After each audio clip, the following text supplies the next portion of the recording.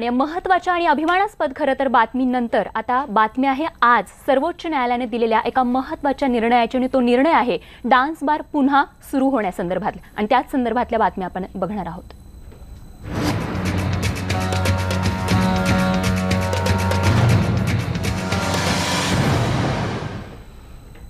तर dance bar बाबतचा supreme कोर्टाचा निर्णय आम्ही वाचू आणि मग निर्णय घेऊ अशी प्रतिक्रिया गृहराज्यमंत्री दीपक केसरकर यांनी दिली आहे।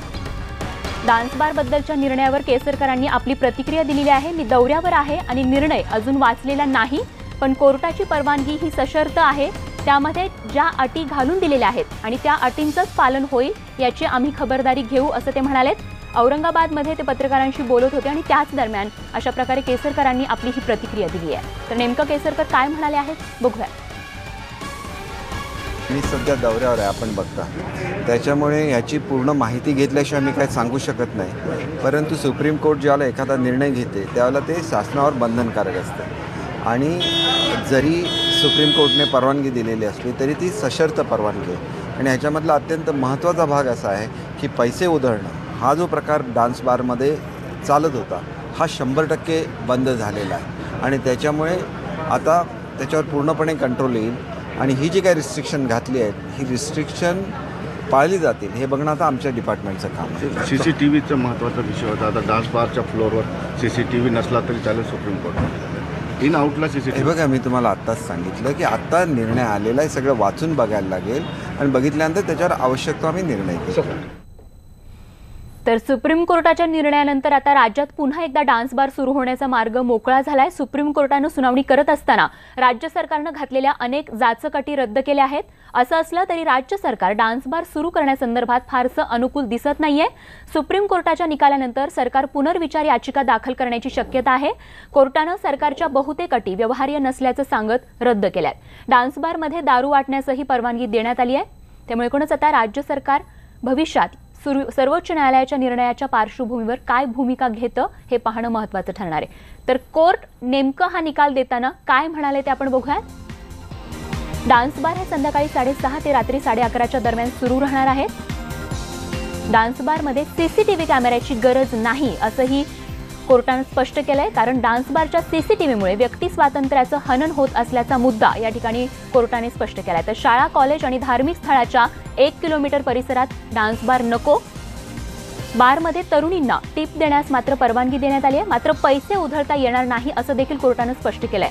तर बारमध्ये दारू विक्रीला परवानगीही देण्यात आली आहे। बार आणि डान्सिंग एरिया वेगवेगळ्या ठेवण्याची अट या ठिकाणी रद्द करण्यात आली आहे।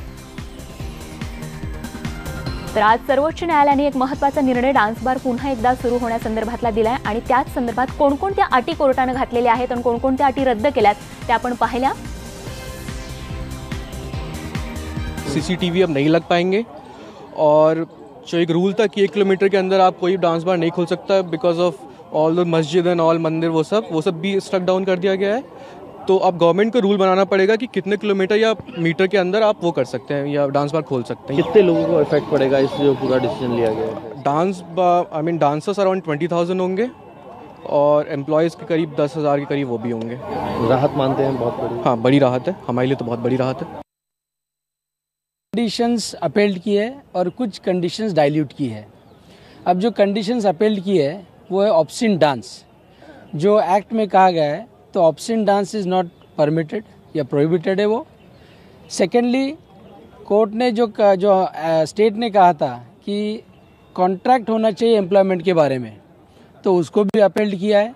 पर कुछ कंडीशंस कोर्ट ने कहा है कि अनरीजनेबल है, जैसे 1 किलोमीटर का अंतर होना चाहिए कोई रिलीजियस प्लेस या स्कूल से, तो उसे हटाया गया है। CCTV की एक कंडीशन थी, उसको भी हटाया है क्योंकि वो प्राइवेसी का वायलेशन करती है, ऐसा कोर्ट ने कहा है। बाकी सारा सर ये स्टेट गवर्नमेंट के लिए काफ़ी राहत है।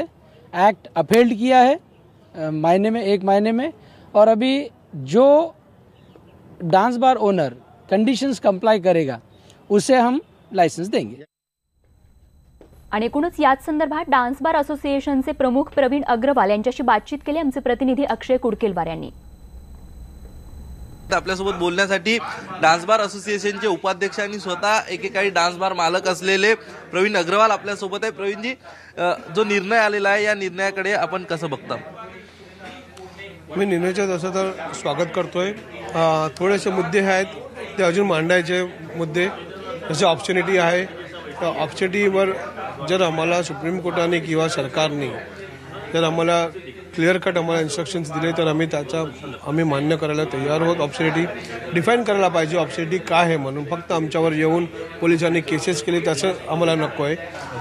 बाकीचे मुद्दे आहे जसं आता 1 किलोमीटरच्या दायऱ्यामध्ये पूर्वी असा होता की बार्स नको आहे म्हणून शाळा आणि हॉस्पिटलच्या, तो आम्हाला मान्य आहे. कारण की आमची तिथे पिटिशन होती आमची. कारण मुंबईमध्ये आता सध्या जागा नाही आहे आणि तुम्ही कुठेही बघणार तर तुम्हाला शाळे किंवा तुम्हाला हॉस्पिटल वगैरे तुम्हाला मिळणार. आणि बघायला गेलं तर एक्साईज लॉज वगैरे आहेत आमच्याकडे. आम्ही 21 वर्षाच्या खाली आणि 25 वर्षाच्या खाली आम्ही लोकांना यायला देत नाही. आम्ही 21 वर्षाच्या खाली लोकांना आम्ही बियर पाजत नाही आम्ही, आणि 25 वर्षाच्या खाली आम्ही कोणाला हार्ड लिकर पाजत नाही. स्कूलच्या, शाळेच्या, कॉलेजच्या स्टुडंट्सना आम्ही कधी एंट्री देत नाही. कुठलाही बार ओनर कोणाला एंट्री देत नाही.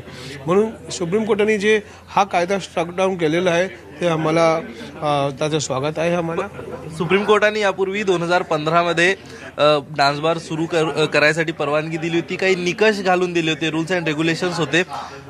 मात्र त्यानंतरही सरकारने कारवाया करण्यास सुरुवात केली. मग आता काय वाटतं तुम्हाला? सरकारने सूट भावनांनी कायदा बनवला सुप्रीम कोर्टाच्या आदेशानंतर सुद्धाही. आता आमची अशी मागणी आहे की सरकार याला एक दृष्टीच्या म्हणजे सरकारची जी दृष्टी आहे ती आता चेंज झाली पाहिजे.